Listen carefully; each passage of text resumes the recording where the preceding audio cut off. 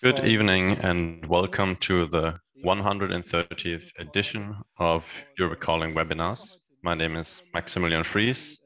I'm the director of Europe Calling, but I won't be the moderator today. Instead, Mr. Volker Weisel will be leading the webinar. Unfortunately, got infected with COVID-19, as many people. So greetings out of isolation out into the world, and I'm sure Mr. Volker Weisel will do a great job. As every time, you can also ask questions, which will be answered at the end of our meeting. So feel free to ask questions, and those questions who get the most votes will be answered at the end. We might even have some time for oral questions, which you could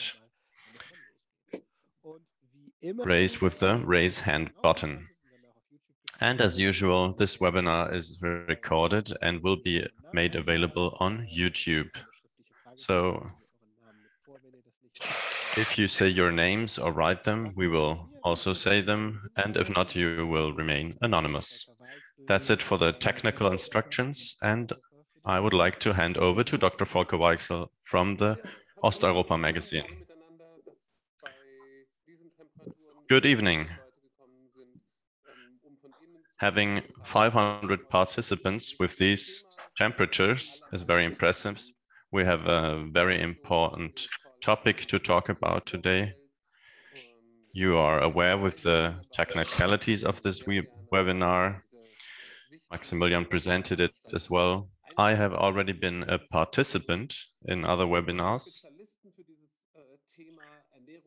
And today we're talking about food security and the war in Ukraine. This is really a broad topic, and we'd like to at least give you a brief glimpse of it. A last technical point, you can also participate in the discussion.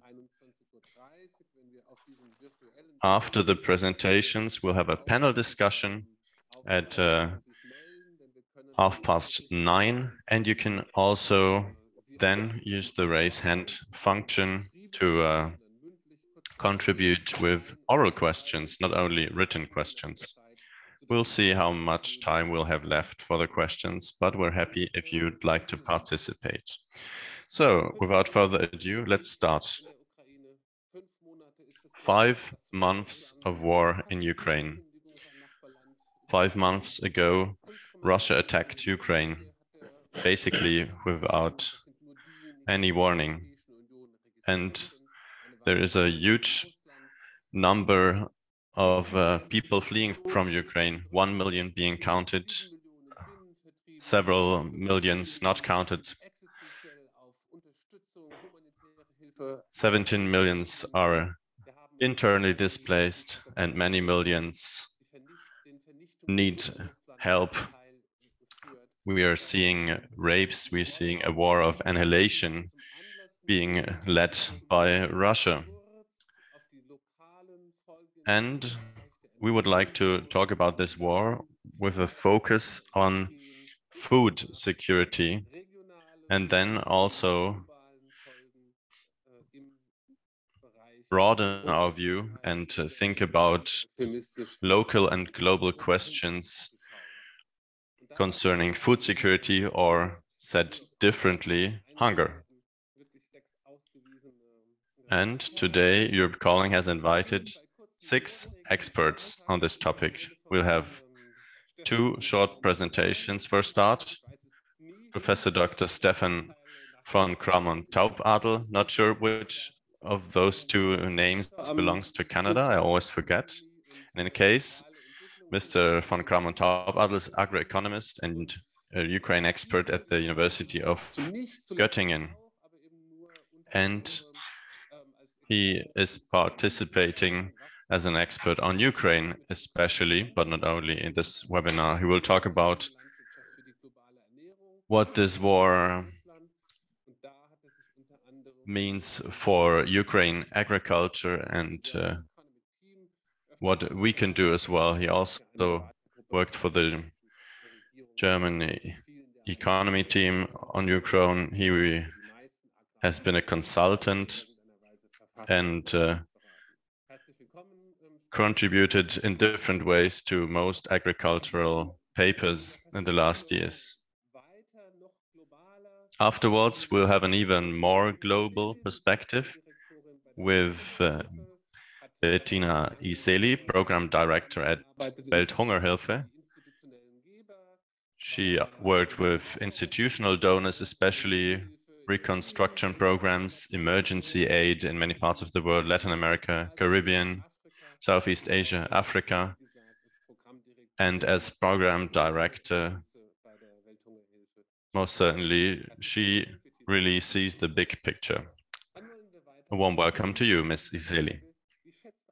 Afterwards, we'll talk about the view of the European Union on this situation. What are the consequences of this war, and what does the EU foresee in measures? What are the consequences for food security and hunger, and which measures are being implemented? We'll talk about this with Roberto Berutti, Member of Cabinet for the EU Commissioner for Agriculture. And amongst others, he works on agricultural development and connect the relations with the UN FAO, the Food and Agriculture Organization, and also sustainability. Welcome, Mr. Berutti. We like to change perspective afterwards and have a look at the producers, especially small-scale farmers. We'll want to touch upon the social questions. Also looking at the global south, and that's why we invited Ms. Christine Chemnitz, also an agroeconomist at most on this panel.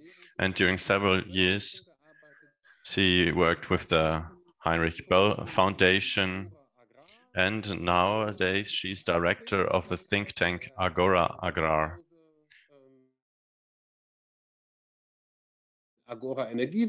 You might know Agora Energiewende, energy transition, but there's also Agora industry, transport transition.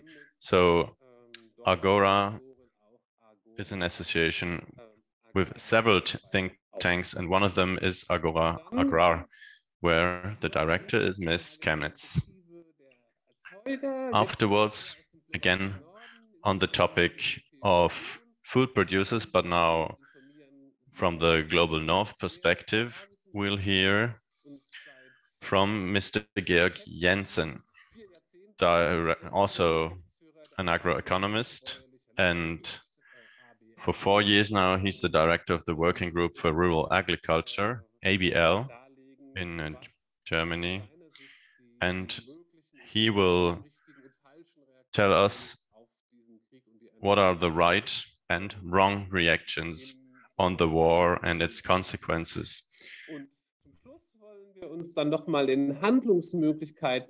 And to conclude, we'd like to talk about what the EU can do in politics, but also on an individual basis. And we'll hear from Mrs. Lisa Pörtner. She's not an agroeconomist, but rather doctor. She's an internist and a geriatrist and works at the Potsdam Institute for Climate Change Consequences. Also, she was co-initiator of an open letter together with hundreds of scientists. And in this open letter, there's a specific demand which we can all agree on, I think, today. And the demand is a reduced meat consumption on a global level. And I'm sure Ms. Pörtner will explain us more in detail how we can reach a transition in food systems. And I'd also like to present myself. My name is Volker Weichsel. I work for Osteuropa magazine, which touches upon questions from Prague to Vladivostok. It's about culture, economy, cooperation, and in the last months, unfortunately, also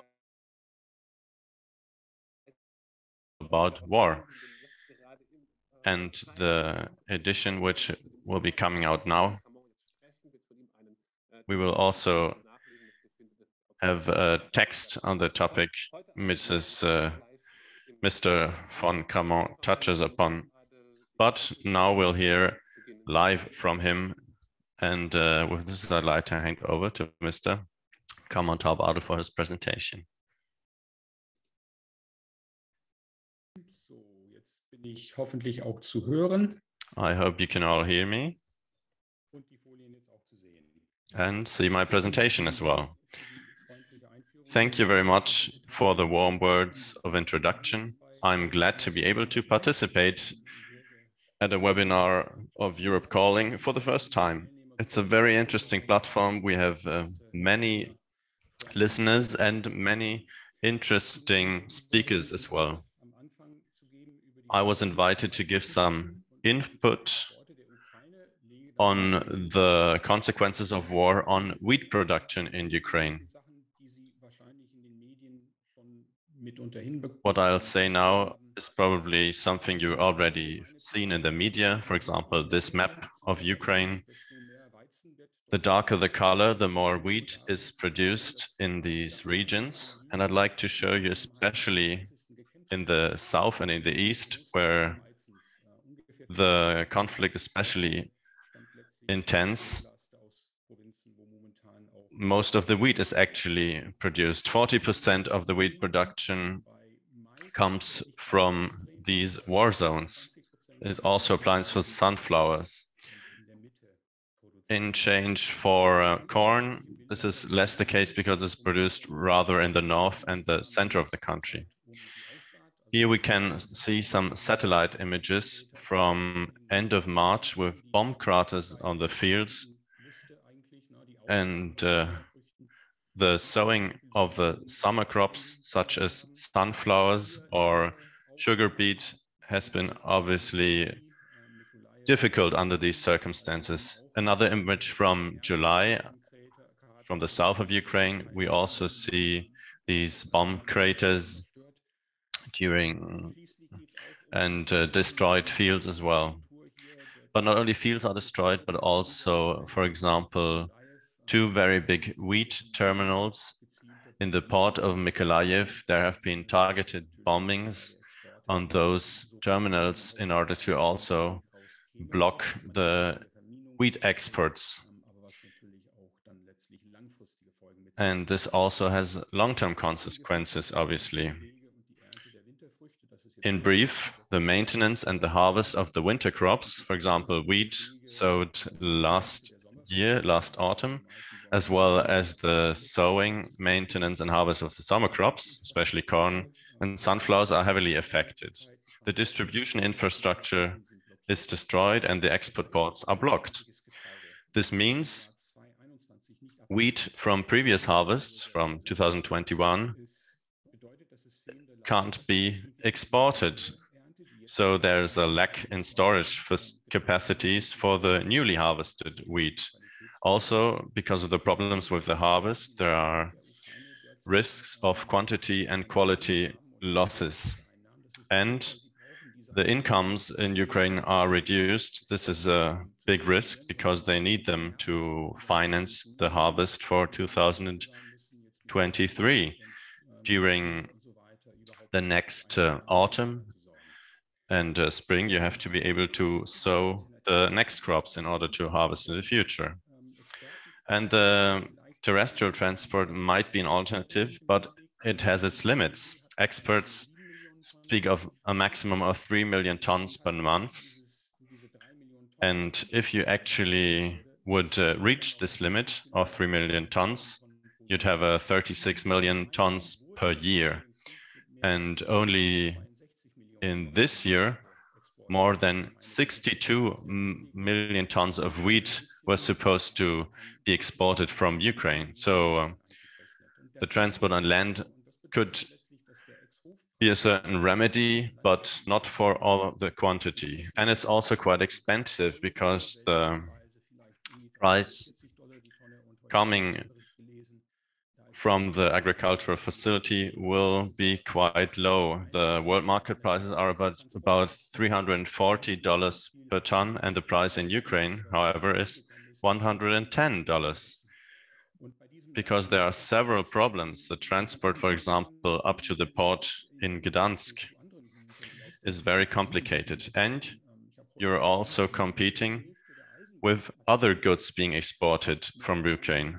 Almost half of the train capacities is used for the export of iron and ore, which is more lucrative for Ukraine, and on the other hand, blocks, for example, the export of wheat.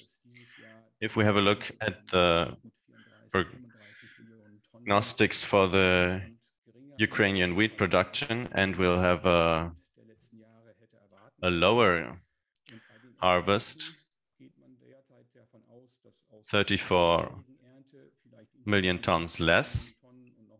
And from the current harvest, we might have some 10 million tons less in other grains and 5 million tons less in wheat. But overall, for the next harvest, there will be a steep fall from the estimates from before. So if we have a look of the wheat exports from Ukraine, Kazakhstan, and Russia, there is a huge change to be observed. Before the fall of the Soviet Union, they were net importers, but in the last decades, this has changed drastically, and now they are net exporters. And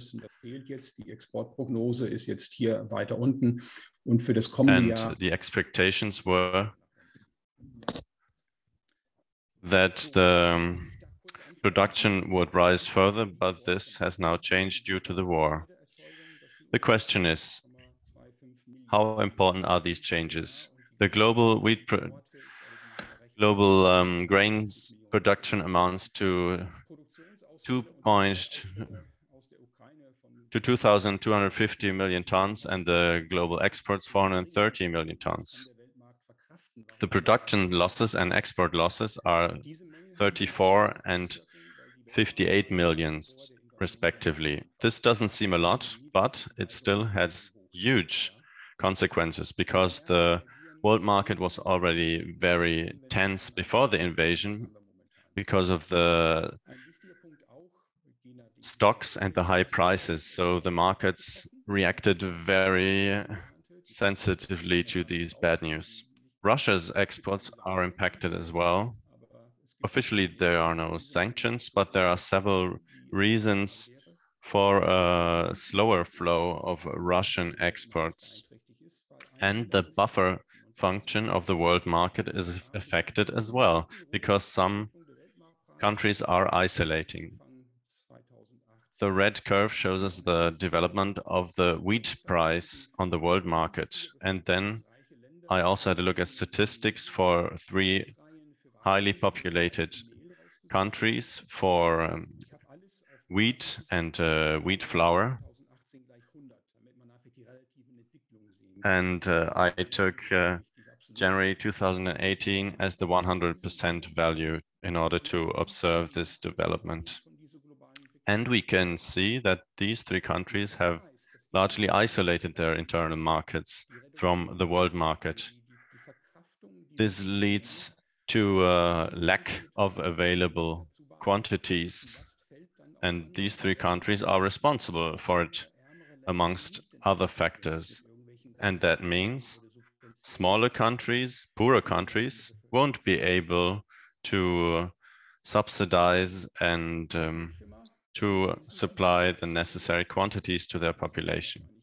However, we might speak of a silver lining. There has been a certain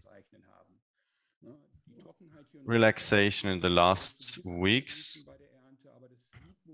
There have been certain losses in the last harvests, but for example, in North America, it looks quite good. Obviously, this is a forecast and could still change, but there has been a certain easing of the tension.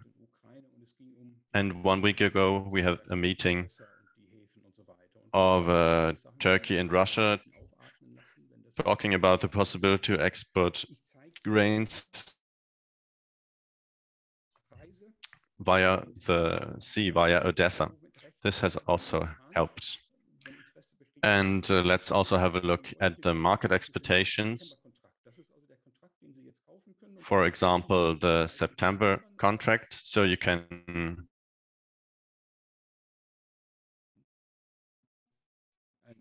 in September this year. At the start of June, this was available for some 380 euros per ton of wheat, and then it decreased. But there has been recently an increase again on 20th of July to 340. So it's really hard to interpret these developments. And this is also true because it's difficult to say what Russia will do. Russia has a very good harvest, and this creates a certain export tension. These grains have to be exported. The Russian farmers need the money, and the Russian state also needs the incomes from export tax. This might mean, for example, several billions of dollars. But on the other hand, you can't be sure if Russia doesn't rather prefer to maintain the pressure on Ukraine and the West, or just wants to continue playing games. Or maybe they want to free the sea route to attack Odessa.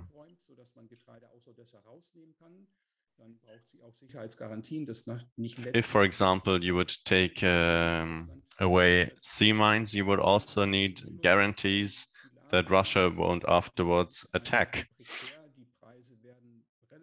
Briefly, the situation is very precarious. The prices will continue to be very high and very volatile. And it's very much possible that in some weeks we'll see prices of 300 or even 400 euros per ton for wheat again. I hope these informations have been helpful for the further discussions. I'd like to say thank you again for the invitation. Thank you, Mr. von Cramon. Just one question, one point to what you just said, because we're going to change the topic and speak about the global picture in a moment. I personally believe that the assumption that Russia will need the money from exports shouldn't be a hope, because they have made so much money with commodity exports, and Russia can't really use its money. So that's why they're not very interested in gaining more foreign currency, because they can't use it. So we'll get to the next speaker. Ms. Iseli, please. Thank you. And I would like to wish everyone a good evening. It's not just onto the global picture, but we're also going to talk about rising food prices in general, not just wheat. And I would also like to speak to hunger in that context. So I'm going to try to change the slides. It's not really working at the moment. Oh, there it is. So the Welthungerhilfe, we're one of the largest NGOs in Germany, 70 years old. And well, it's our anniversary this year, which isn't actually a great thing, that we're still necessary. But, we're busy in about 36 countries, have helped 6.6 million people, and our goal is zero hunger at the end, just like in the SDGs. But we are further than ever away from this because the number of people going hungry is actually on the increase, even though for quite a while it was looking, things were looking up. So let's not go into detail, but you can see the trend here of the number of malnourished people. The trend 2017-18 was better, but then 2019 it started going up again, and now it's only it's about 828 million people chronically malnourished. That's almost 10 times Germany's population. So just imagine the actual people behind this figure. So what are the reasons for this? Apart from the current war, I'm going to speak on that later, but I would like to talk about other causes as well. Mostly we have the 3 C's that are driving hunger. So I've started with that plus and at the bottom left because I think it's really important too. I mean, you can imagine that the pandemic over the past 2 years has exacerbated the situation for many people in the global south. Many people have used up their reserves and then had to start reducing the amount they eat. And conflicts in general are an issue, not just in the Ukraine, but also in the global south. And that always triggers hunger. I mean, for instance, the example of Syria, 10 years ago, there was almost no malnutrition in Syria. But today, after almost 10 years of war, there is quite a large number of people going hungry there in Syria. And then also the impact of climate change, more and more. I'm sure you've all heard of the Cap Horn, for instance, the most severe drought that's been seen in 40 years. And then 2 or 3 years ago, there was a pest plague. So there's a combination of factors that leads to people in the global south being affected ever more strongly by hunger. And over the last few years, investment in rural areas where we have potential have been neglected. And that's what we're faced with now against the backdrop of the crisis in Ukraine. And on the left-hand side, you can see all the structural factors of hunger. And of course, I wanted to list them as well. Poor governance is one factor that's also responsible for exacerbating hunger. For instance, in Sri Lanka, where the political measures have gone wrong, even if the intention was good, and that has actually worsened the situation there. And then Mr. Cramon, you actually said the same thing. And when you look at the wheat prices and the food prices index by the FAO, the average index price for foodstuffs, you can see that ever since the start of the pandemic, food prices have increased massively. And this actually is January. So it doesn't even include the increases after the start of the war in Ukraine. So even before that war started, before the Ukraine was attacked, the situation was very tense. Over the past few months, and that's why we're talking about a global food crisis, well, we're used to having a few localized crises here and there, but now it's really a global crisis, and that is quite dramatic. I would like to give you 3 examples in order to illustrate what that actually means for people. First example, people who depend on emergency aid, so they really have nothing. So this example is Afghanistan, where food has to be given out. There are defined budgets for this. And if food prices increase, as they are doing now, that means that you're all either not giving it out to as many people or that you reduce the rations per family. And the colleagues from the World Food Programme have really put it in a very clear way by saying we take from the hungry to feed the starving. And then my second example, and I think that Ms. Chemnitz will say more on that. What does this increase of food prices mean for small farmers? Their harvests are threatened because they have the same amount of funds, but they can only produce less output because fertilizer and seed have become more expensive, so they can't buy as much. So that just exacerbates the situation in terms of food security, of course. And I had that star with 3 Fs on another slide, a previous slide. I don't know if you saw it. What did I mean with that? 3 Fs.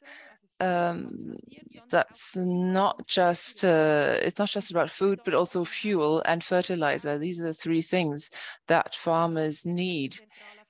And this is something that the director for the Welthungerhilfe in the Central African Republic said, that it's just getting more and more difficult to buy the inputs for farmers. So you can see everywhere how negative the effects are for small farmers everywhere. And if nothing is done to help them, even though it has nothing directly to do with wheat in the Ukraine, will need low harvests there.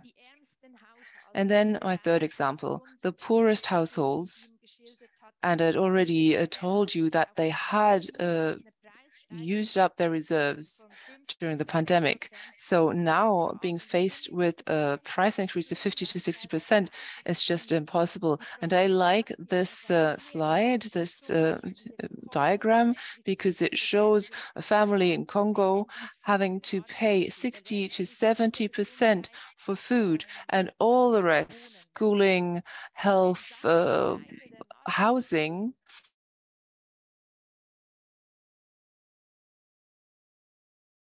has to be what's left. And so if food prices increase to that extent, it's not going to be feasible anymore. And the program coordinator in Mali said that the families are trying to reduce their meals by just having 1 or 2 meals per day rather than 3, or they can no longer pay the schools for their children, or when they fall ill, they can't pay for any kind of treatment. So this is a downward spiral that has to be stopped. So what's important right now?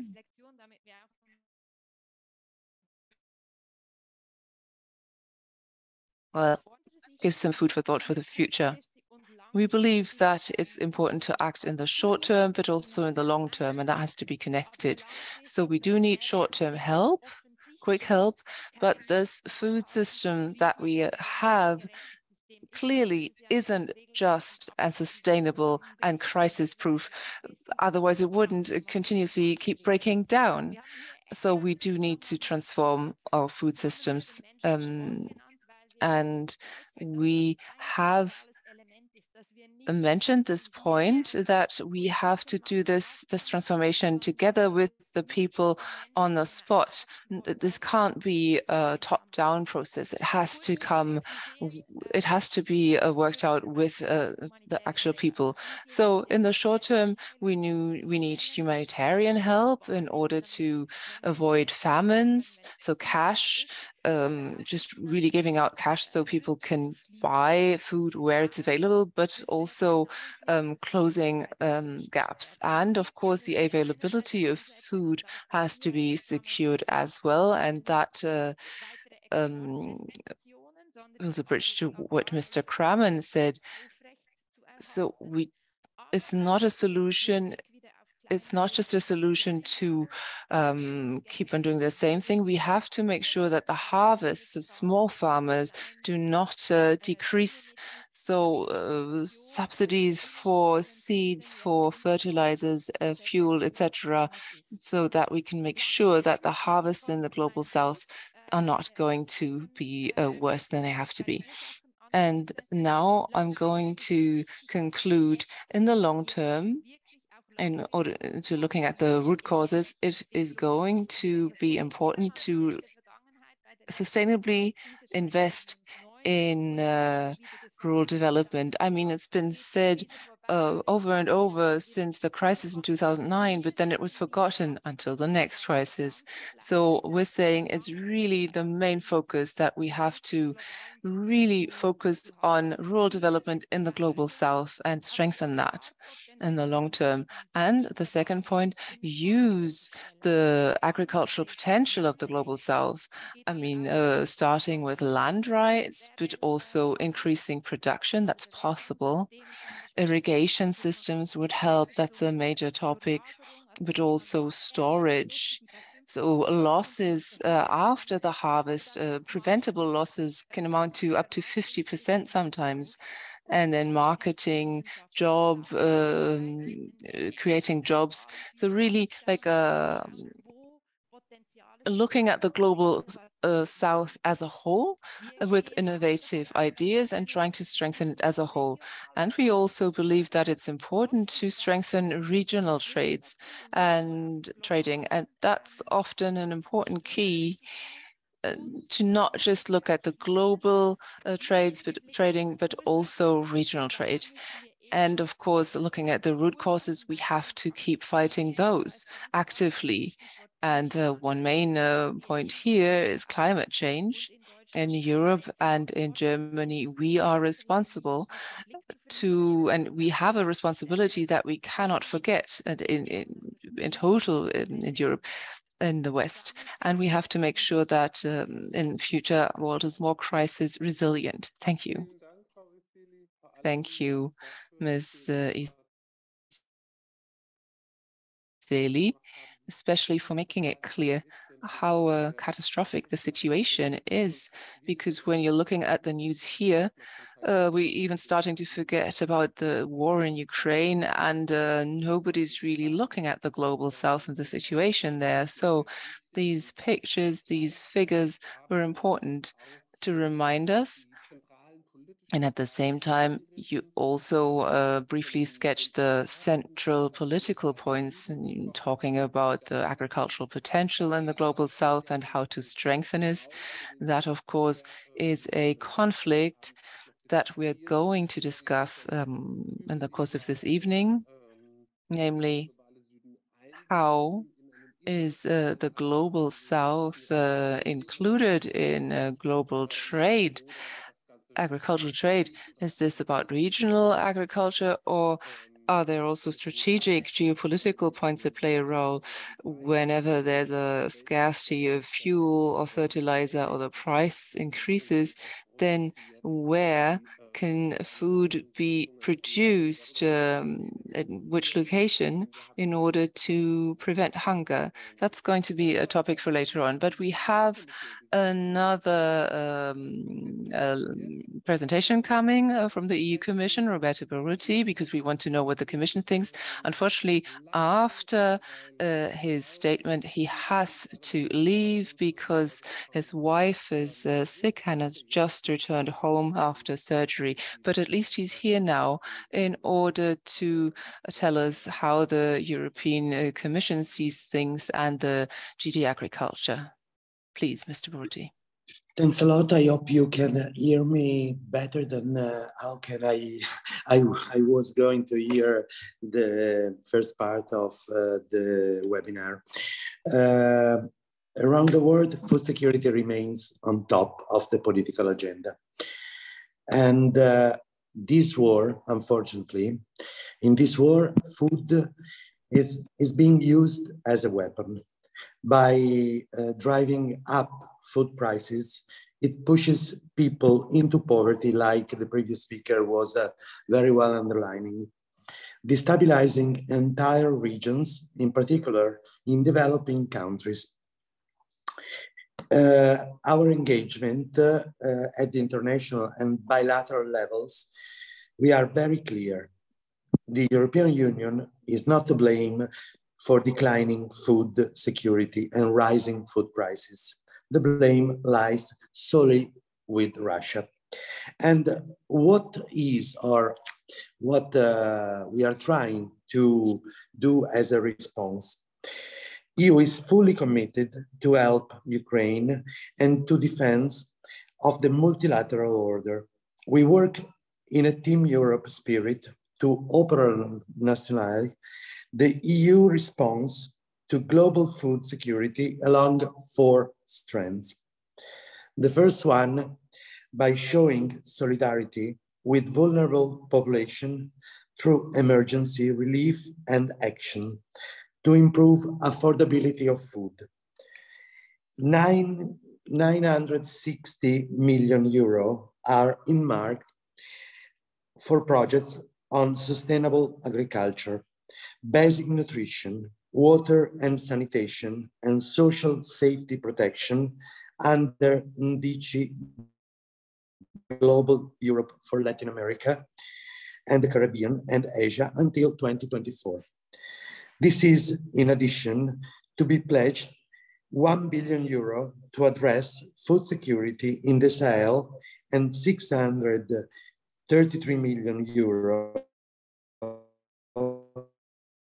for urgent support and to strengthen food system resilience in the Horn of Africa, as well as the proposal made on the 21st June to direct 600 million euro from the European Development Fund, the reserve, to support the most affected African, Caribbean, and Pacific countries.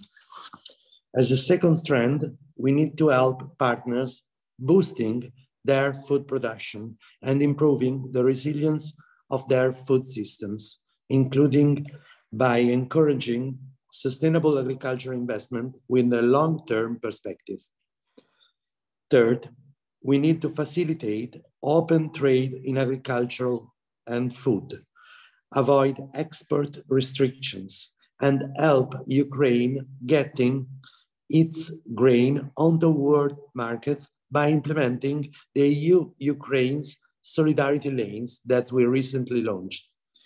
Action plan, which aims at rerouting Ukraine export and facilitating the supply to Ukraine of key inputs to support their production.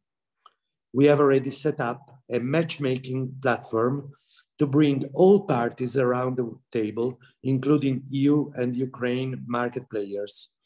460 companies have already registered, of which over 200 are from Ukraine. As a result of the immediate action taken to ease producers at border crossing points, address the shortage of rolling stock, vessels, lorries, and barges, and more generally, improving the capacity of the transport network, we see the results. The alternative corridors on the ground are delivering about 1.3 million tons of grains and oilseeds, and the related products were exported in April, and the latest estimates from the Ukrainian Agricultural Ministry show that 2.5 million tons of these products were exported in June. With some additional efforts, we should be able to reach our goal of exporting at least 3 million tons of agricultural products per month from Ukraine. And we need to continue work on improving storage facilities to create a buffer for the next harvest. With an unexpected drop in the Ukrainian production of their commodities and difficulties in exporting current stocks, the questions arise as to how we can compensate for this, especially for those third countries that are heavily depending on the imports of cereals. I'm also proud of the outcomes of the Ukraine Recovery Conference achievements in Lugano. They raised $1.9 billion for Ukraine, including more than $500 million for the development of the agricultural sector, storage, improved logistics, liquidity for enterprises. This amount would be in addition to the 500 million euro package for Ukraine. The short-term challenge for the EU is not food security, but increased food price.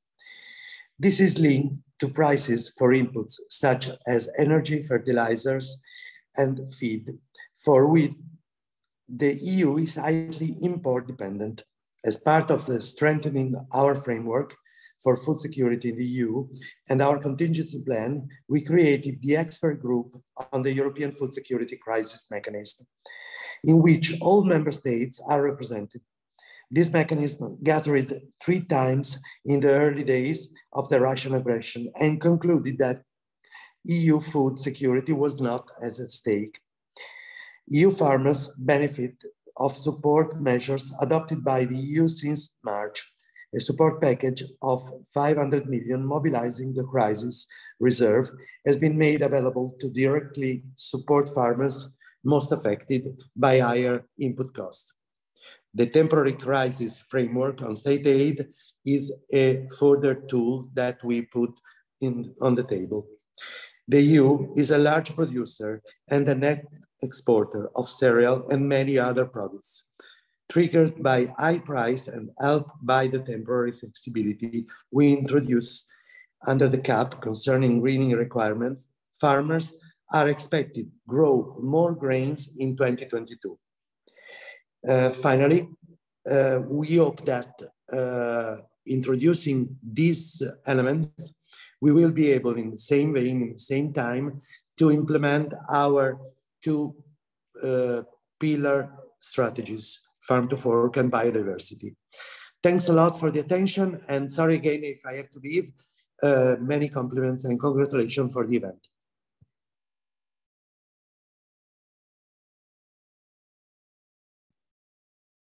Ja, vielen Dank, Herr Berutti. Ich glaube, es ist doch sehr deutlich angeklungen, dass die Europäische Union... Thank you very much, Mr. Berutti. I think we clearly heard that the Commission favors a global geostrategic approach and that the export of grains, capital and technology toward the world should help solve the food and nutrition crisis.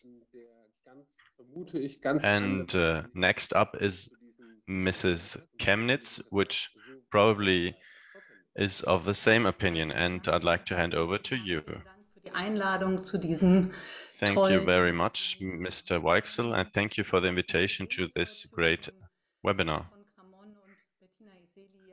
The problems we face have already clearly been explained by Mr. Cramon-Taubadel and Mrs. Iseli. I'd like to focus on 3 aspects during my presentation.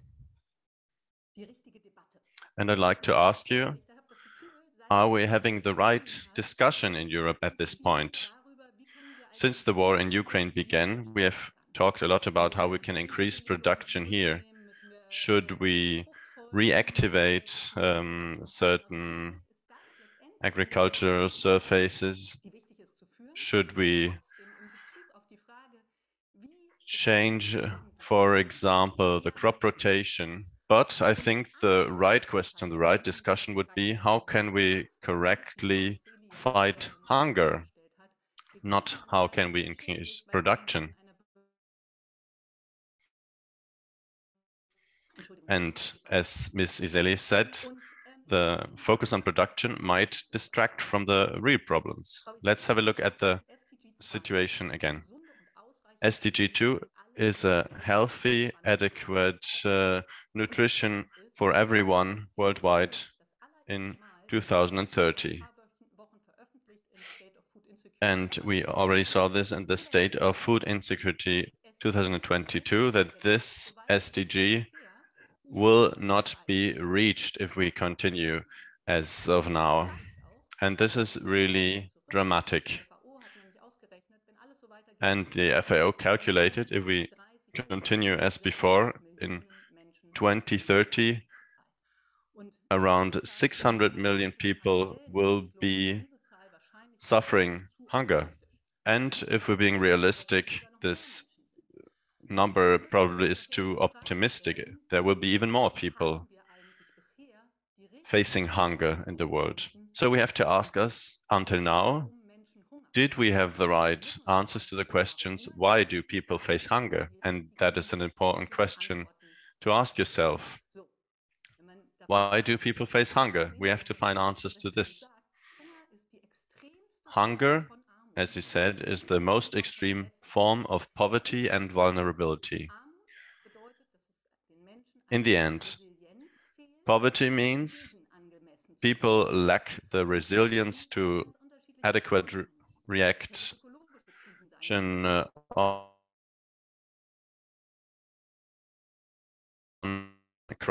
economical crises like the one because of the pandemic, but there are also crises like conflicts and wars.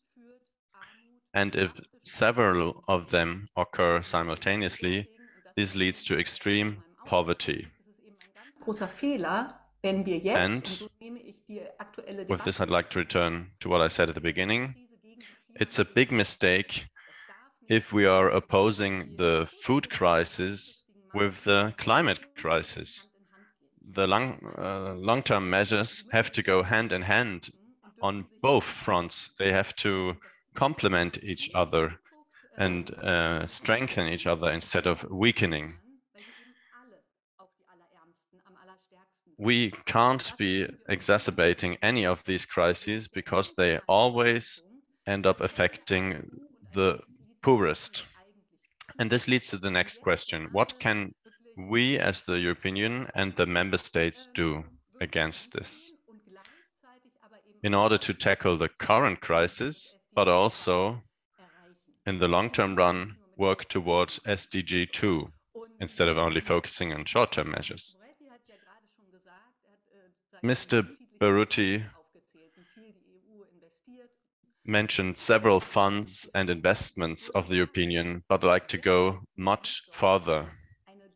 At this point in time, we have to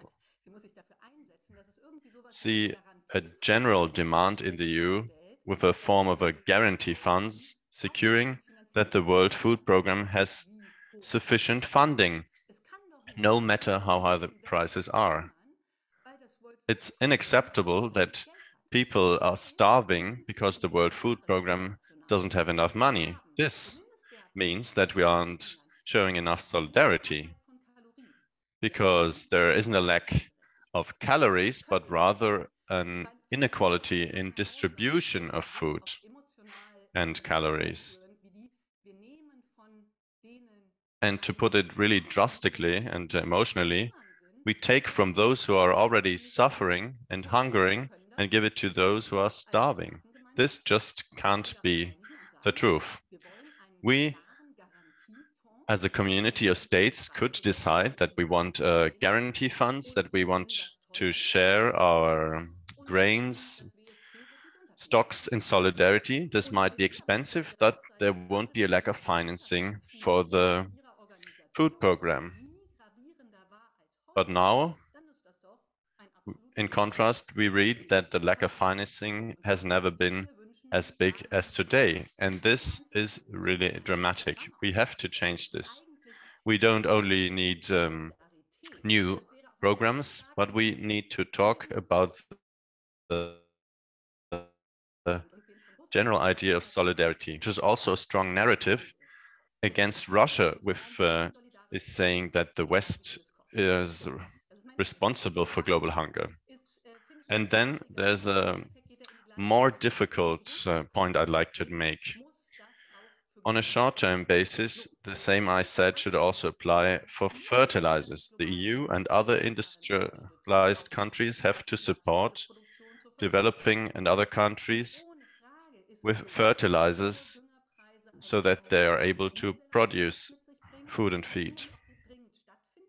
There also has to be a transition in agriculture. This is certain, but this transition has to take place in a planned and strategic manner. It's a long-term transition, and only this way we can make it an opportunity instead of creating other crises. And this leads me to my third point I'd like to make. What can the EU and the member states do? Some already mentioned it, but I'd like to say it in my own words again. We have to bring massive supports to the countries in the south for having them adapt their food systems and agriculture to the crisis and make them more resilient. And the African Union said, we know our continent is really dependent on imports, which we as an African Union, with our agenda, we have all the advantage to produce it ourselves and should stop importing fruit from outside. End of quote. So there's a clear call for investments in more resilient food systems. We have to move away from the export-based systems. We need sustainable investments, sustainable food systems, sustainable food management, sustainable water management, diversification of agricultural surfaces, and an adaptation to the special needs of small-scale farmers, agroforestry as well, and also modern small surface irrigation systems. So there are several aspects to it, and we also especially need decentralized storage facilities because the losses after harvest in the global south are very high, and those have to be avoided. I had a look at a study from 2021, and we have estimates of after that if the losses after harvest were avoided, there could be massive potential additional earnings. For example, 20% for corn, 30% for rice in certain Asian countries, because additional surface would be usable and used. The losses after harvest are a heavy burden on already scarce resources and scarce incomes, and we lose money, especially where it's needed most. And in this aspect, the EU has to support the global south massively.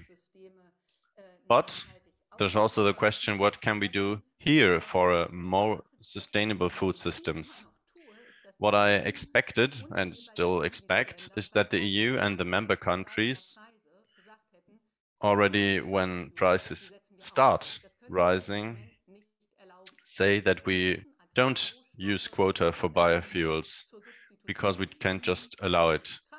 We use agricultural products to substitute liquid fuels while knowing that is actually not an adequate substitute of fossil fuels. So after all these years, it's really a shame we still proceed like this. And we also need a change toward a resilient, sustainable, and just food system in the EU and in the member countries. There are many aspects you could change. I think, Mr. Weisel, you already mentioned it in your introduction. We need a smart politics mix in order to reduce the production and consumption of animal products. And this will have several positive effects.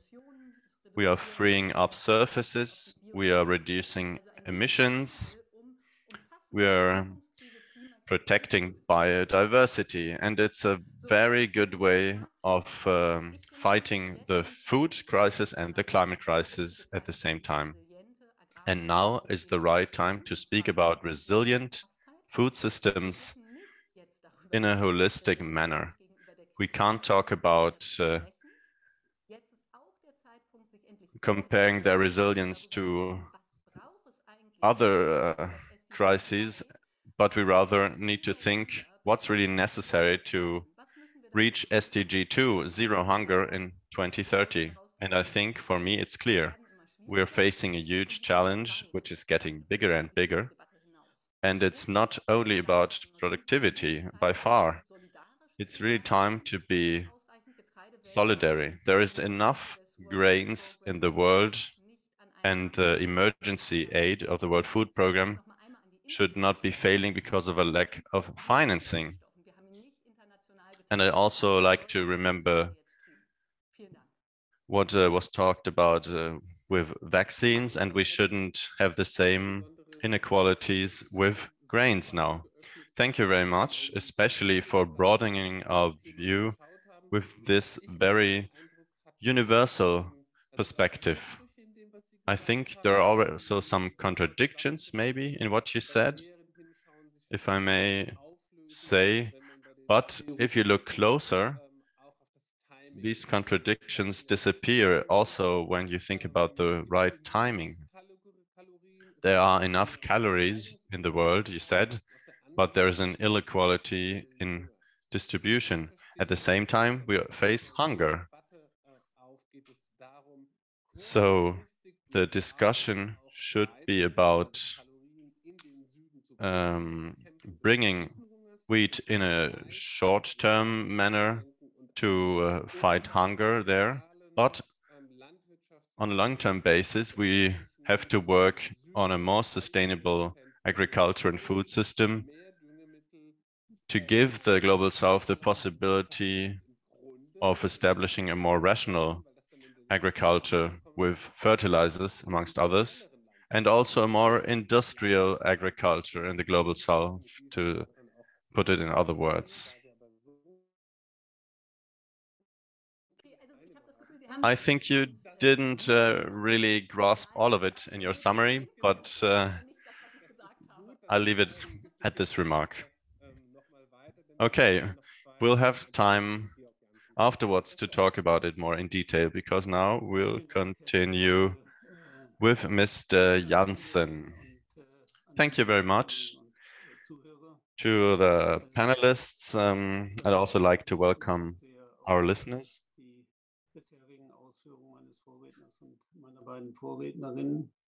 Much has been said already. It's very moving what we heard, also what Mr. Cramon showed us, those images of bomb craters on the fields. This is really sad. And we hear of children not being fed anymore, not being able to go to school. This makes me think of the farmers which I see in the Tagesschau on the German news, standing in front of their destroyed store and houses destroyed by Russian bombs. And these are really sad images. We see what hate leads to. And I think all of this isn't just coincidence. As the German foreign minister, Mrs. Baerbock, said at an event in Bremen, there was an older lady who asked her, how can you stand this food crisis, refugee crisis, climate crisis, energy crisis, and now even war? God with you. but I'd like to know God's opinion on this. I wonder what he thinks of what the humans are doing to this planet and to each other. I think it's up to us to do our best in order to influence this development and not only refer to those up there and criticize them, those with political responsibilities. I think every one of us is responsible as well. In Poland, there are strong protests because of nitrogen oxides and the respective emissions, which are endangering the existence of their farms. And also this is a worrying development. Certainly, farmers have the right and the obligation to stand up for their existence and for their occupation. But there's also a certain agricultural system behind it. Unfortunately, I wasn't being able to listen to lectures with Mr. Cramon. I was studying in Trier in the 80s, and the motto was basically growth or death. And many followed this advice and worked with the motto, the bigger the better. And this had terrible consequences. Species died, surfaces died, and the society and people turned away from agriculture. And many just have a misregard for the damage they're doing. So that's one side. But on the other side, we have to think about where this discussion can lead us. We might also have a certain responsibility for this development. Also, the leading figures in the German farmers associations, for examples. But I think this path has come to an end. And I'd like to quote something. It's a shame that the Commission representative isn't here anymore, because his colleague, Mrs. Vestager, responsible for competition, was asked if the EU isn't being naive concerning their dependency on Russian energy. And she answered, for a long time, our economic success was defined by using cheap energy from Russia, cheap labor in China and Southeast Asia, and highly subsidized products at home. But this wasn't naive, it was just greedy, because that's how our system works. These are very, very frank words, and we are really at a crossroads. And as Ms. Chemnitz said it rightly, you can't play the crises off against each other. You can't choose between crises. You have to handle them together.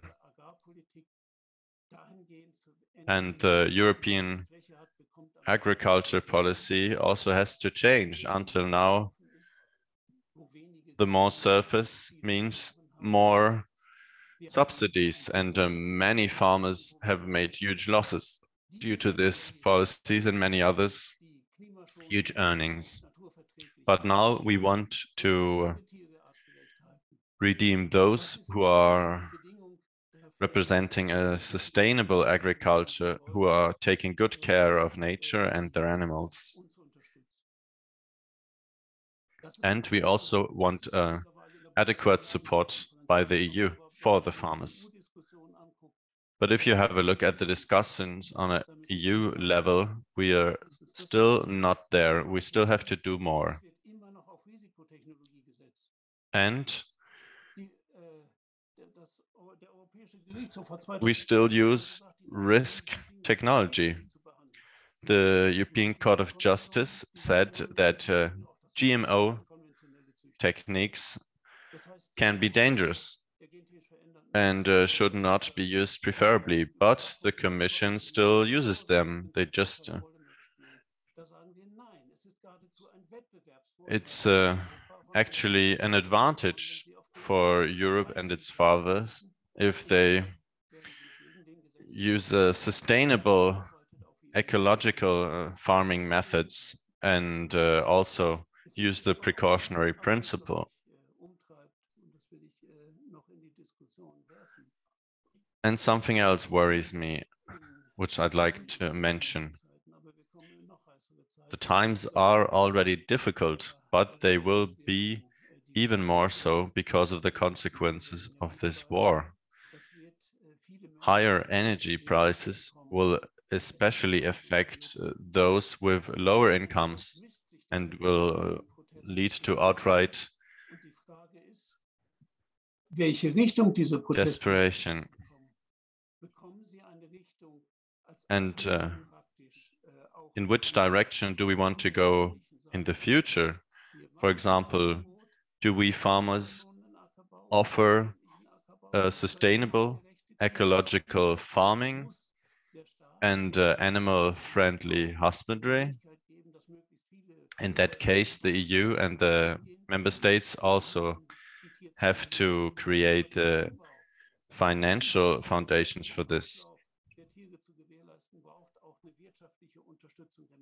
because this ecological farming and the sailing of the animals also needs a certain financing behind it. But what we can observe now is that far-right parties and populists are infiltrating general protests and are misusing them, and this is very dangerous. They want to take over these movements and want to undermine democracy, and these far-right movements can not only be observed in Germany, but also in other parts of Europe. Therefore, I'd like to plead for a strong democratic standing and solidarity and cooperation with our farmer colleagues in smaller and developing countries. Here in Germany, for example, 4 weeks after the outbreak of the Ukraine war, we went out on the streets to protest and made clear we don't want to produce at any cost. We want to be there and show solidarity with those who are suffering most from the crisis. Thank you very much, Mr. Janßen. It was very important what you said, because it has become very clear that this we talk about concerning the systemic questions, this we in the global north is very heterogenic. There are different private, political, economical and ecological stakeholders. So it's not just a common we, but you have to consider who's actually behind one or the other with their own existence and identity before actually creating a political strategy on the drawing board, but also implement it. And we don't have much time left for debate, so we'll jump directly to our next presentation from Mrs. Pörtner. The floor is yours. Good evening. Thank you very much for the invitation to this very interesting webinar. I'm very happy that I can conclude with an overview of our global food system. I'll certainly also mention some aspects that others have already talked about, and I want to talk about our global food system and why this system urgently needs a transformation, especially in the face of the Russian war of aggression against Ukraine. Let's start with some basic terms. When we're talking about the food system, this includes every step from the production to consumption and finally residues. We have smaller local systems up to a global food system, which is the case nowadays. We can observe that in our world, food systems and food habits are becoming more and more aligned. And globally, the consumption of energy-dense processed foods and animal products is on the rise. You can see this in the graph to the right. Another important fact is, and this has been mentioned as well, 1/3 of food produced worldwide is wasted. So they're actually not ending up in the food chain. And all of this means that our global food system is very, very bad for our environment. The industrial agriculture, with a vast use of synthetic fertilizers and pesticides, means that more than half of the agricultural land is degraded.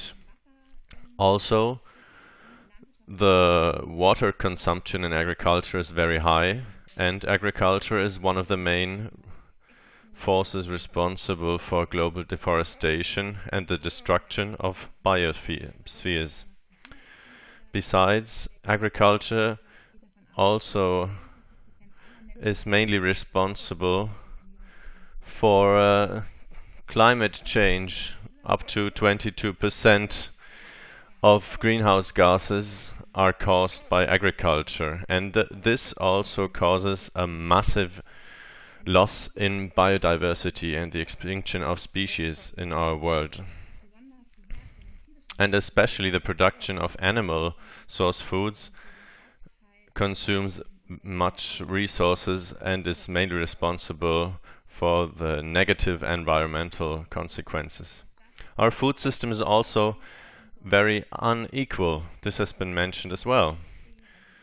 We have 4 Cs: conflict, COVID-19, climate change, and colonialism. And this means that SDG 2 is farther away than ever. Especially people in the global south are affected. Every year, more and more people are close to famine. Especially indigenous people and women are heavily affected from food insecurity. At the same time, on a global level, more than 1/3 of calories are fed to livestock, and almost 10% are used for industrial purposes, especially biofuel. This was mentioned as well. And on the graph, you can see that especially the countries in the West and the industrialized countries are those who use calories not for human consumption but for other purposes. And another important fact is that our global food system doesn't contribute to a healthy diet.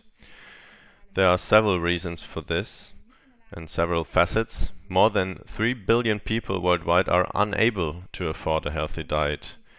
So we see people with micronutrient deficits, for example. And another facet is that more than 2 billion people worldwide are overweight.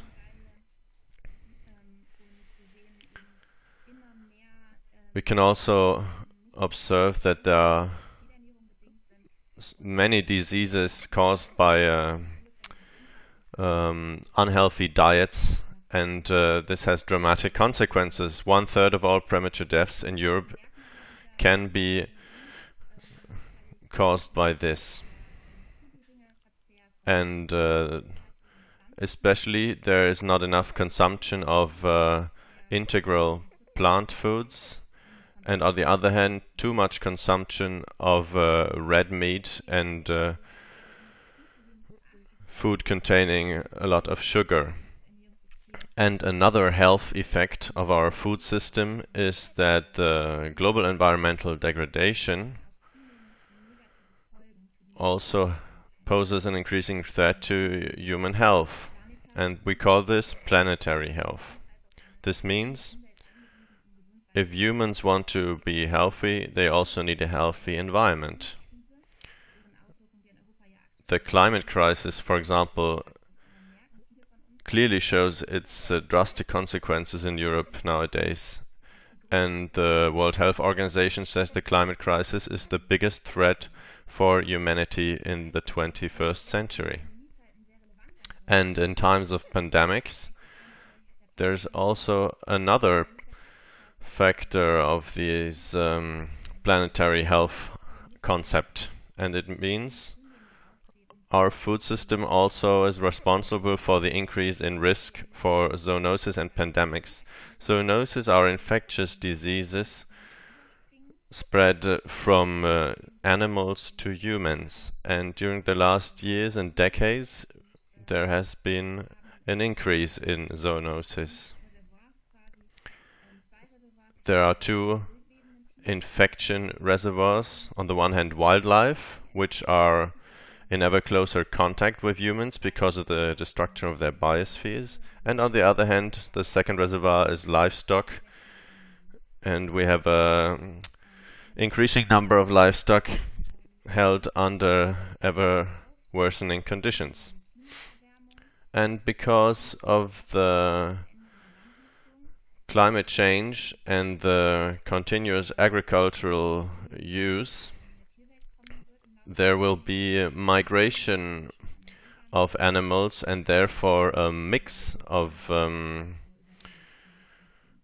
pathogenous agents, and therefore a higher risk for diseases in the future. Another important point is that our current food system endangers the future food security. On the left in blue, you can see that for the production of food we need certain environmental inputs. Good soil quality, water quality. We need biodiversity. Most foods require pollination. We have to have a stable climate.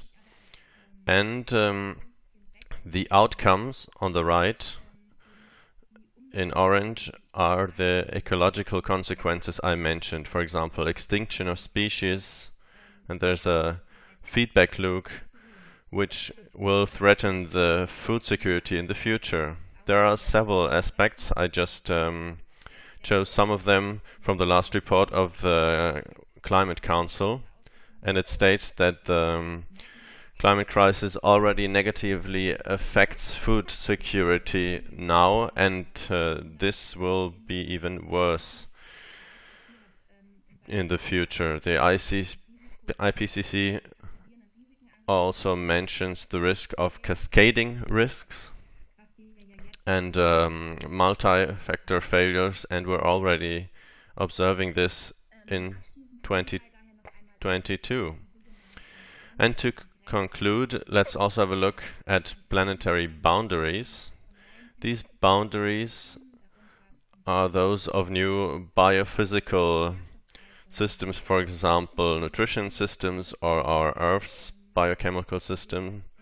And the stability of these systems is decisive for our long-term survival on this planet. Nowadays, thanks to new data, we know that we already overstepped 6 out of 9 of those boundaries, and our food system is one of the main responsible factors. The data also clearly shows that if current trends continue, the food-related environmental pressures will increase by 50 to 90% until the midst of the century, and this will have catastrophic consequences. If we don't initiate a transformation of our food systems, we won't be able to attain our global environmental goals, the SDGs or the Paris climate goals.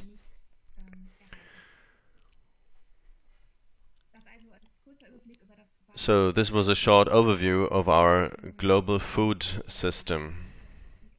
And in addition to this, we now see the consequences of the Russia-Ukraine war. I don't want to say too much because there has already been explained a lot. But overall, this war is a dramatic shock for our food system, and it clearly shows how unstable, unjust, and unsustainable it is, and how much dependency we have from certain countries or inputs such as fossil fuels or synthetic fertilizer.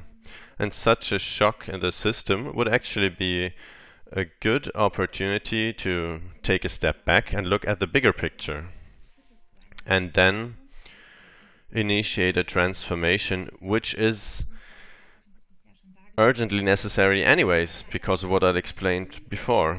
Unfortunately, early after the outbreak of the war, it became clear that this won't happen. And together with the University of Oxford and the colleagues from the Potsdam Institute for Climate Impact Studies, we presented our opinion and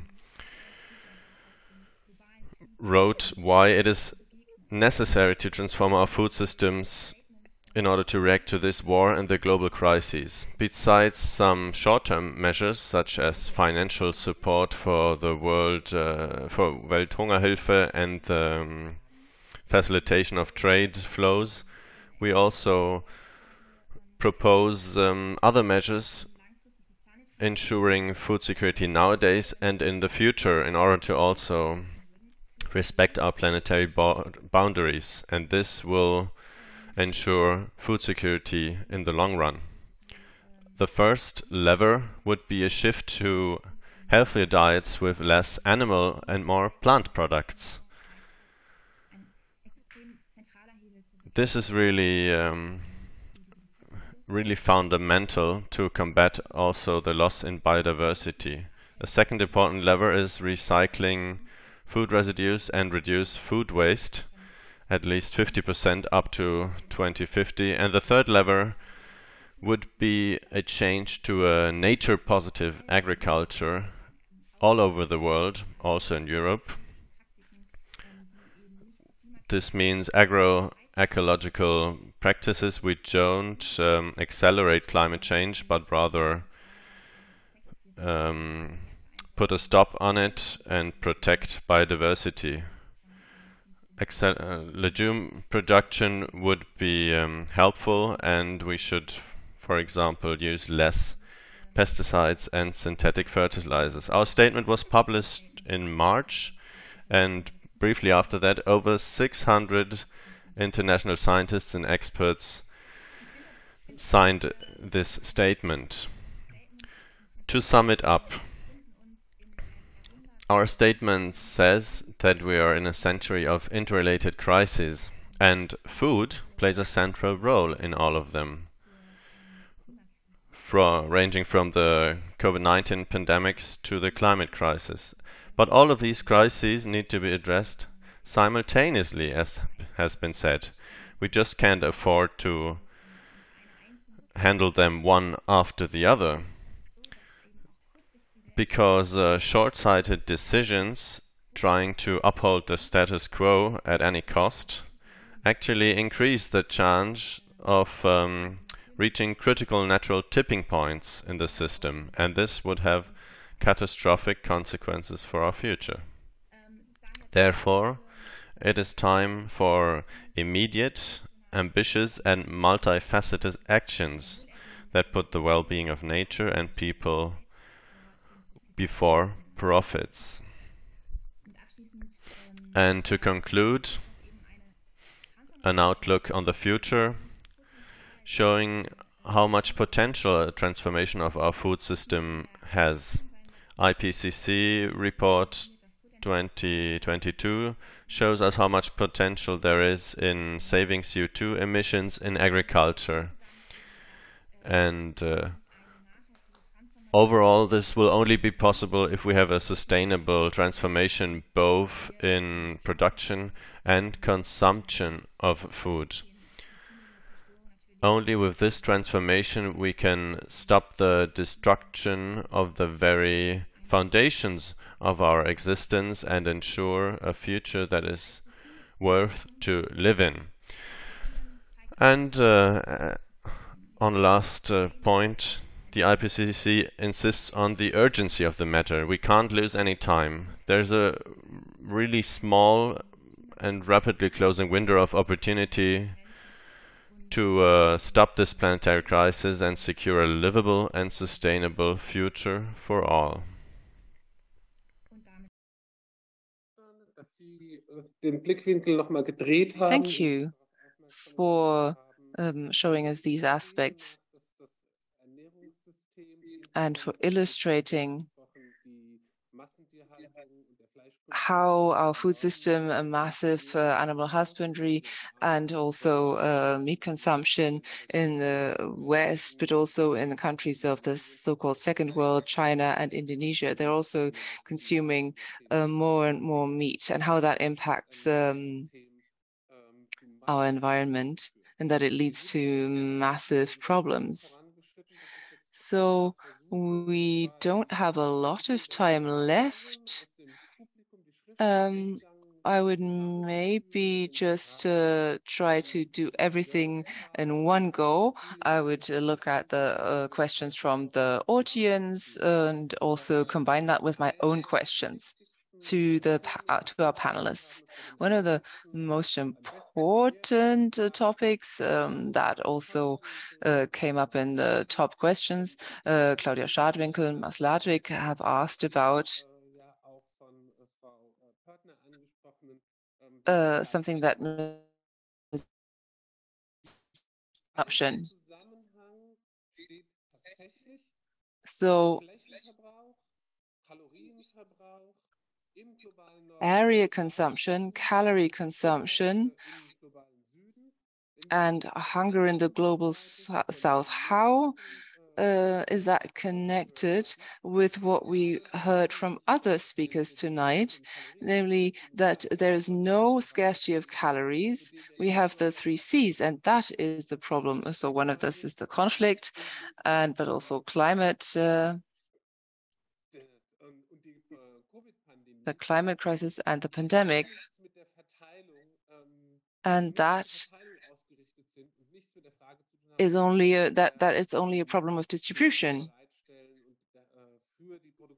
So that means we don't need more area for producing wheat in order to and not have as much meat production. So how does this work? And Mr. von Cramon and Christine Chemnitz have looked at this question systemically. So maybe you can clear up this provocation or misunderstanding from my side, please. Soll ich anfangen? Können Sie. Bitte. Okay. Also, genau, nochmal einmal, wenn ich gesagt habe, wir haben weltweit ausreichend Kalorien, dann heißt das, weltweit werden... So, when I said we have enough calories worldwide, then that means that enough of that has been produced, but how are they being used? If they're used as fuel or as feedstuffs, and then that leads to a problem. And because on the one hand, we have a larger payment capacity, and more of this can be used for feed, and that means that these calories are not available as foodstuffs for people in the global south.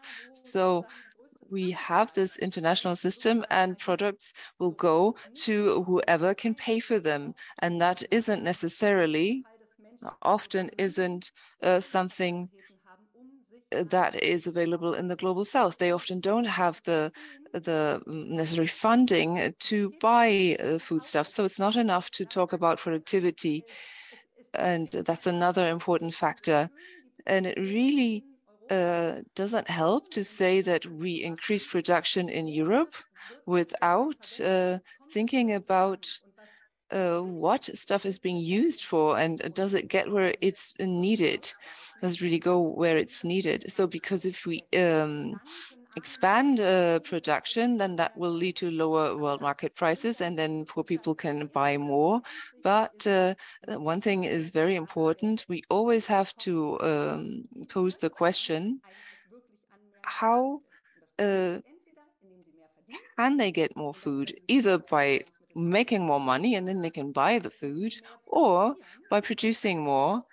And that's another thing that you maybe misunderstood, that people in the global south, those who go hungry today, well, if they produce more, they can either sell more or they can eat it themselves. And Ms. Pörtner said it just now, we use a large part of our harvest in order to feed our farm animals. And if we reduce that massively, so by 50% or more in the global north, then we have a massive potential and a lot of area and land for other types of products, agricultural products. And another important factor, a farm animal production can be very, very useful, especially in the global south. If small farmers hold goats, keep goats, poultry, etc., beef, that would cattle, that would really contribute to their food security. So farm animal husbandry isn't a bad thing. We just have to focusing on these 3 or 4 C's, we have to look at this competition between food, feed, and fuel.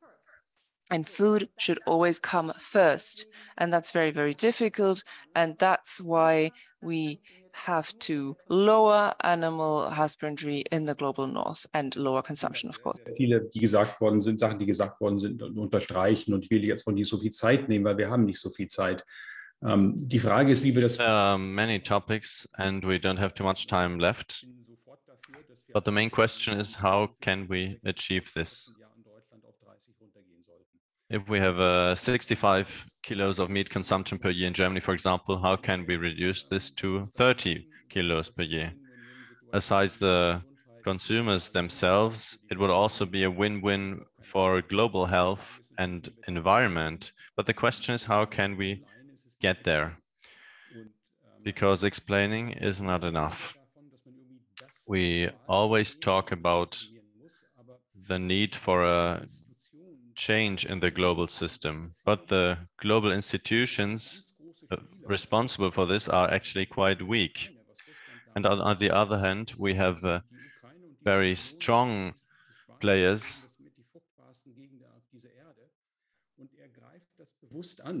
And Russia is consciously attacking the global system in Ukraine.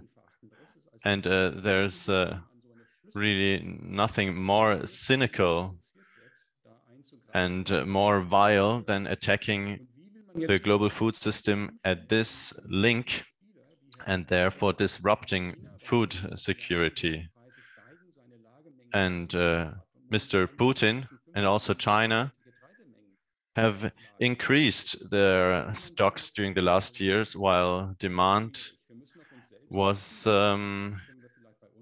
at the same time increasing. So we don't only have to talk about reducing our own meat consumption, but we also have to talk about a reform of the European agriculture policy. And this has certain limits. Even if we do this, in China, they already achieved 45 kilos of meat consumption per year as well. And there's over 1 billion people living in China. So what we do in Europe will help, but it won't completely solve the global problem. There are also other proposals, and it's not about productivity above all. I think it's a bit unfair to present it like this. It's not about playing the climate off against a nutrition crisis, but for example, more ecological surfaces with an increase to 25%, that wouldn't actually necessarily be good for global health. It would be positive here at home, but if that means that we need a bigger production elsewhere, it's not necessarily good for the world. I'd rather prefer pigs to be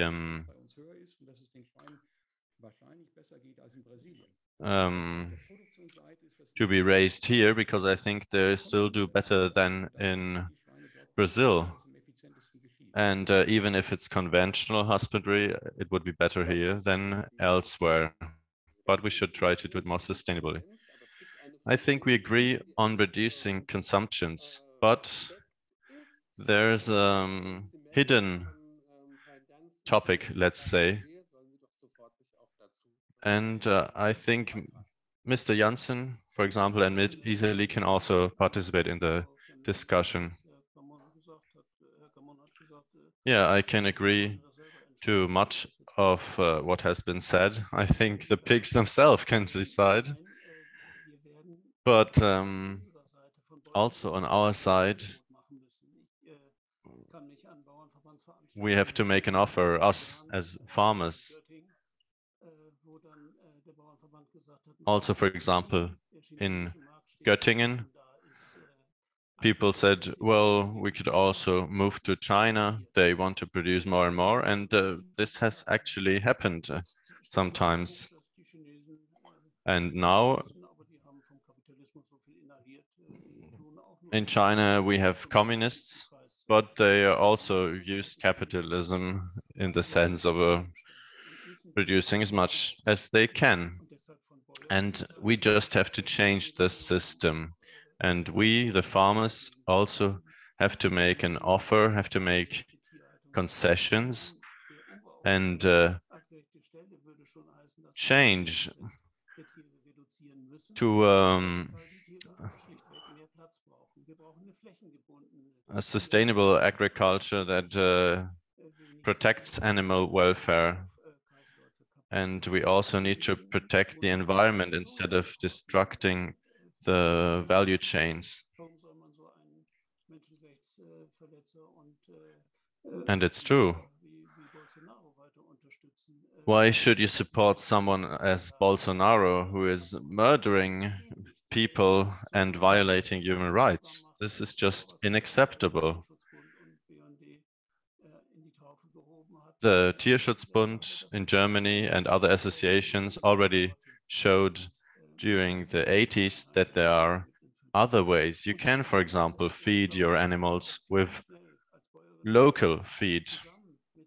And as farmers, we can achieve a healthy diet, which is also very much plant-based. I think this is a good way. And concerning fertilizers, we shouldn't only use mineral synthetic fertilizers. And I mean, with certain materials, grass, for example, you can't tell people they should eat the grass. So we can use this for fertilizers, and we can establish different circular systems.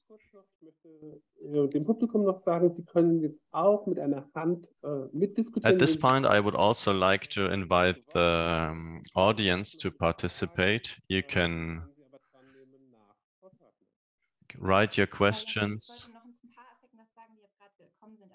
Einmal, es ist ja in der gesamten Klimadebatte häufig so, dass dieses Argument fällt, was können wir denn schon ausrichten in China? Da Mrs. Chemnitz.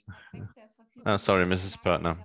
Yeah, many say, what can we actually do in China? What can we change? But yes, it's a global system, and Europe is a main driver in the world, is a really important link. And if we change something, we can also change the world market and influence other interest groups. And the Western way of life is really still being implemented, for example, in Africa or in Latin America. People move away from their traditions and use the Western way of life. So this shows how much we can influence the world. There's no sense in reducing our own production and then importing food from other countries with a less sustainable agriculture. So that means we have to attack both at the same time, production and consumption. And concerning agricultural surfaces, there's a debate on reactivating certain areas, meaning the fallows, for example, which are often used for the production of feed. But we already know that such a change in the system would be extremely bad for the environment, because if you use these fallow lands for 1 year and then afterwards use it as such again, it's not as if the biodiversity would just return naturally. You should also think of the insects, of the pollinators. And as Ms. Janßen said, we should actually be embracing the idea of using only food residues for the animal feed, and therefore reduce the number of animals. Yes, Mr. Cramon wanted to answer, I think. You have the word. Yes, we have to distinguish. I don't demand that the fallow land should be liberated in the future, should be reactivated. It's only about the extension of fallow land by 4% for next year, foreseen in the EU. And in this difficult situation, I would plea for a temporal suspension of this measure. I know there are trade-offs. I know biodiversity is important, but human life is as well. And therefore, I think we could accept this trade-off, just a short-term and suspension of these measures, a certain amount of time where we don't expand the fallow land. But in any case, lowering production is not the solution. Mrs. Iseli.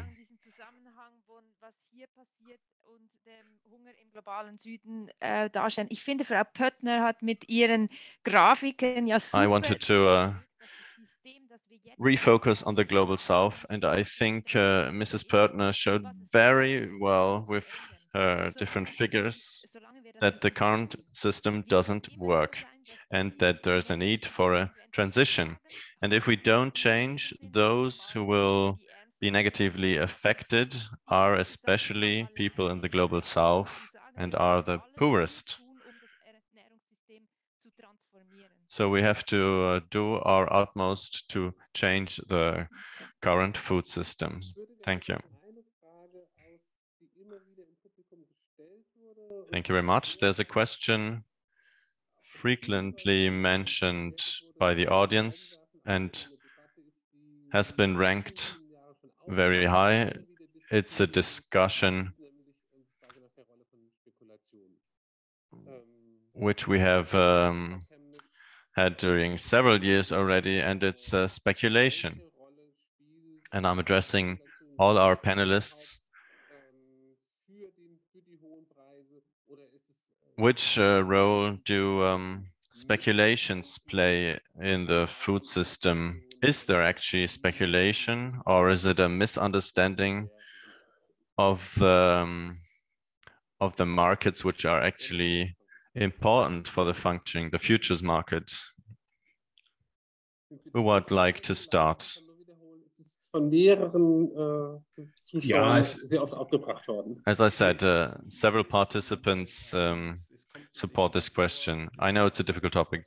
Yes, it is indeed. I think it makes sense to many people who don't understand the futures market and its functioning, and they rush to speak of speculation. However, if you have a look at literature, there is not a lot of proof for massive effects of speculations. There might be short-term speculation and also certain pressure, certain peer pressure. Now, in any case, Putin has attacked Ukraine and has therefore paralyzed a big part of the food production, which was already in bad situation.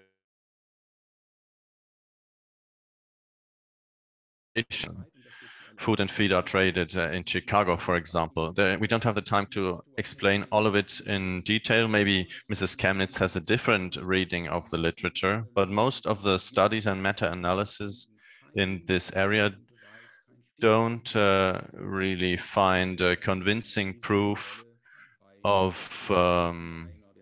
speculation playing an important role for the price explosions in the last years. Would anyone like to refute that, or would you like to let that stand? I can't really add a lot to that.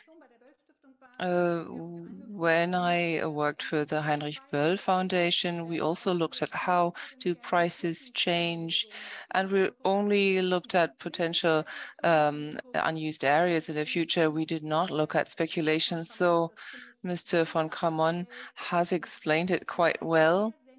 And markets, yes, they do react very sensitively. We all see that now.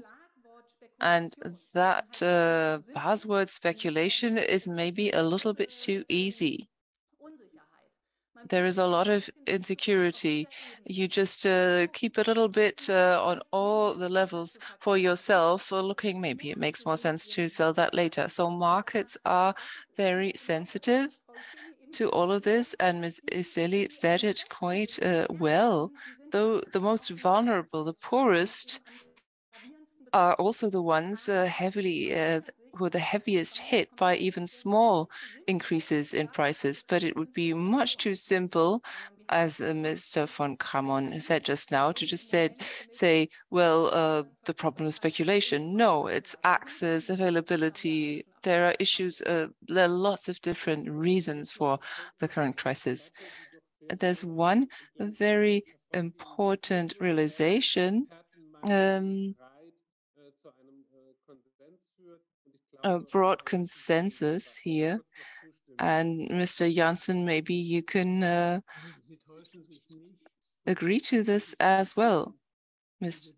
Well, you're not wrong, but I would still look at this from another angle.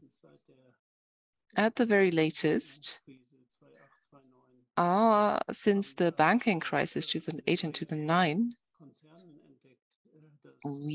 a number of international groups rediscovered or discovered arable land as the new gold, and that's why we have so-called land grabbing, etc., and that lots of major companies buying up land in the east of Germany. So because it's very lucrative. If you have more area, you will get more subsidies from the EU. And it's completely illegal to do that. And farmers, small farmers, can't keep up with this.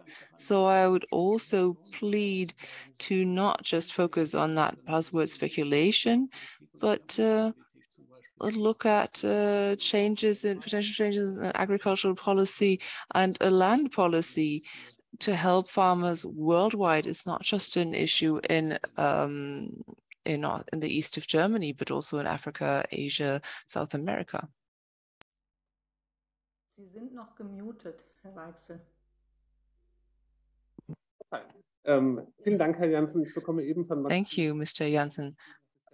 Maximilian Fries has told us that Nadine Milber and Claudia Wiebel have a question. So we have time for them. 2 last questions before we finish. Ms. Milde, please. Milde. So apparently all scientists and experts agree broadly so that we need a complete transformation of our system and that all of these crises are connected, etc.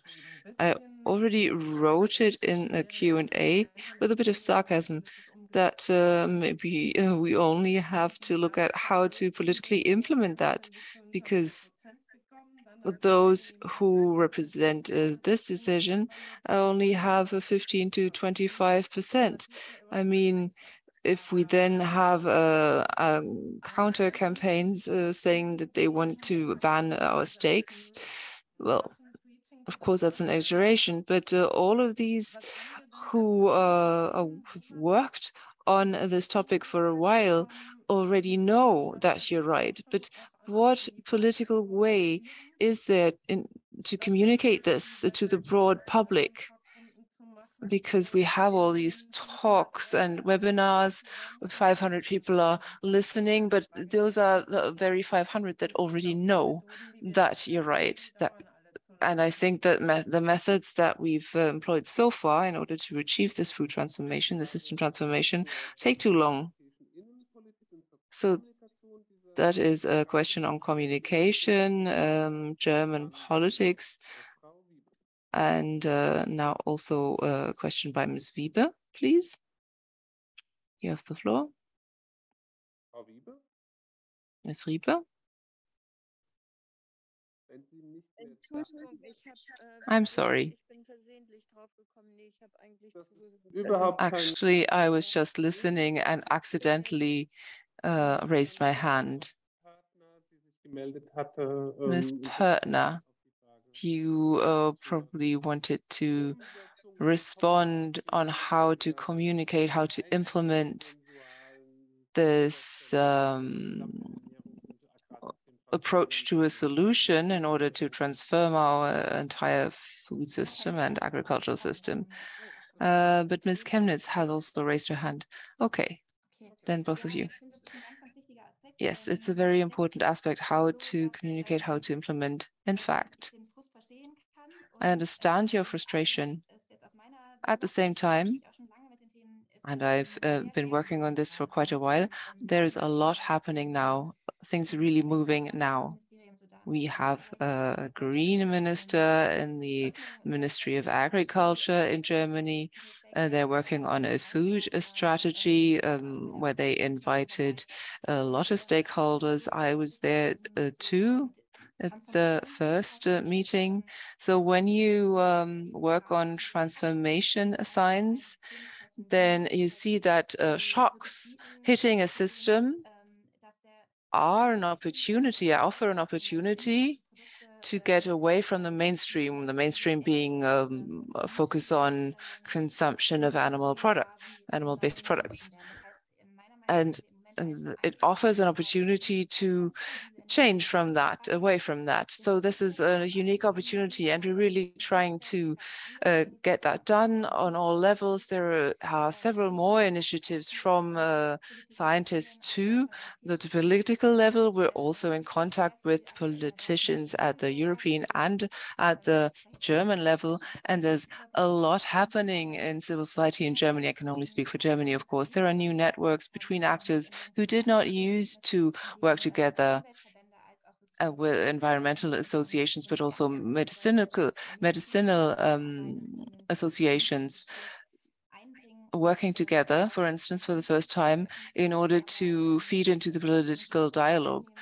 That's not visible to the public at the moment, but it does mean that we have a broad alliance of civil society actors, and that's going to be very important in order to get this transformation to happen, in order to exercise pressure on the political level. Of course, there is a lot of resistance, but also in order to get civil society on board. Of course, there are these tipping points. I talked about the ones in nature, but there are also tipping points in social terms. Many people, surveys show that, would be ready to change their diet because of all the factors mentioned. So I am rather optimistic at the moment. A lot of is happening in order to contribute to all of this to actually be implemented. I would just like to shortly add to that, saying that, of course, progress is too slow, and that's a pity, and we no longer have patience. And of course, Mr.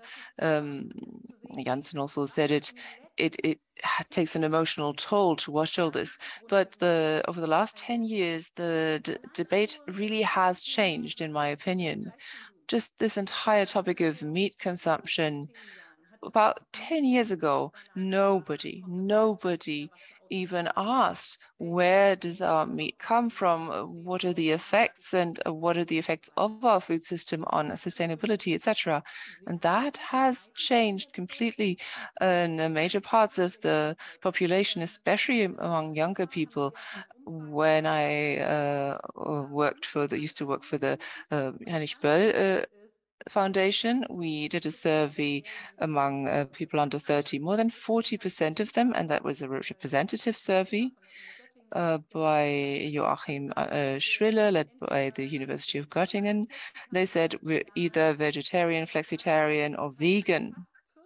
40%, for almost 40% of young people say that we really look at how much meat we consume. So that is important. They say, not just because of our own health. They don't do it just because of their own health, but because of the climate crisis, of justice and the environment, etc. So that food matters has become very clear. That is a start. And then we have these new alliances, not just with doctors, but also the ZKL, that's a German association, and that together with farmers associations, food associations together, they're all standing now saying that we need this transformation. And that is completely new. So that's a lot. Now, what we have to achieve is to get concrete political measures as a result, because we know our objectives, we know where we are, that we have a problem, and we know where we want to go. But now we just need politicians to be brave enough to really go from A to B and to be ambitious about it. And that's why it was so important for me to say we have to change our debate, because if we now use this panacea argument saying, well, now it's about human lives, we have to push back our transformation because it's human lives.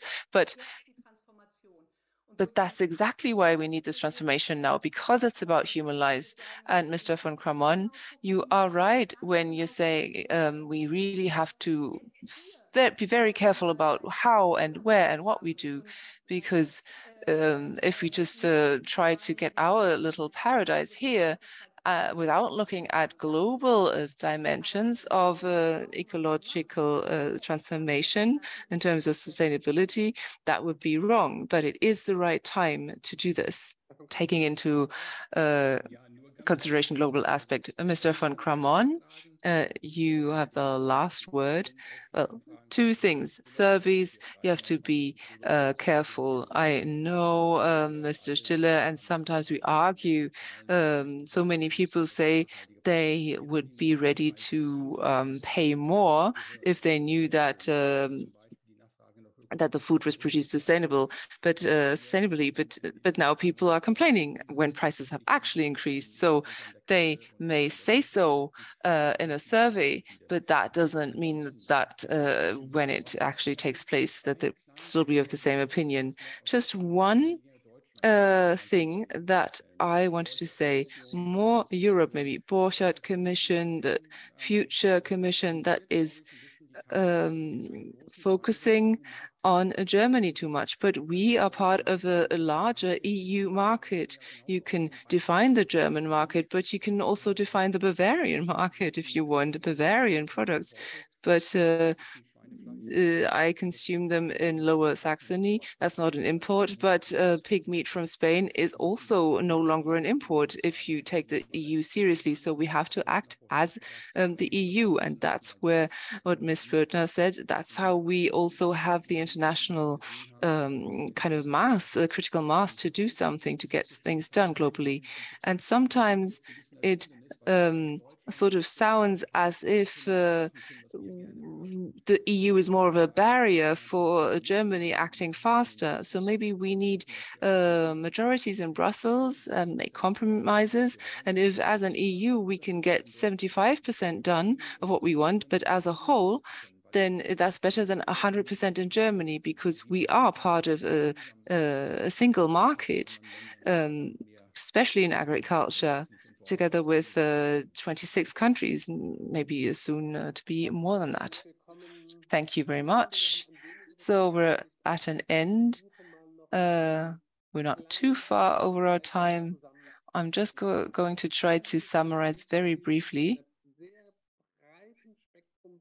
So there is actually a broad consensus on meat consumption, biofuels, and the topic of speculations, agricultural trade, and solidarity in terms of emergency aid against hunger. So it's clear what we need to do in order to get transformation fast and reduce acute hunger quickly, and make calories and food available where it's needed.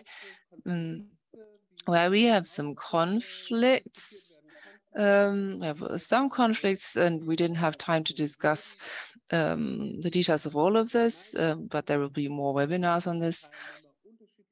And one thing is I felt that panelists had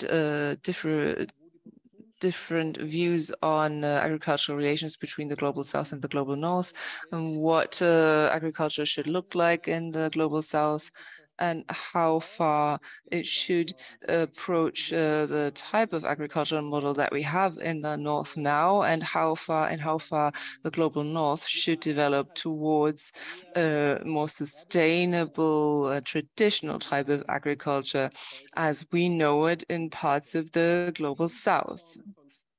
So this types of convergence, who is the model and who should change, that is a question for another webinar, I hope. And there are also some differences in terms of the role that conflicts play, because we've heard a lot about the 3 Cs. And one of the recent calling webinars, Thomas Radetzky said, overcome hunger and war, and how can humanity overcome war?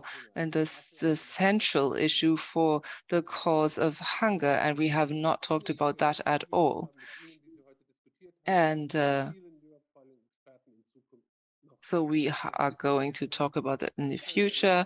And thank you again to Max for inviting me to take over the facilitation. And I wish everyone a very nice evening, to the panelists and to the audience. Yes, I would also like to say thank you. Thank you from Europe Calling. And my son also wants to say hello. Now we're going into our summer break. See you again in September and have a nice evening. Bye-bye.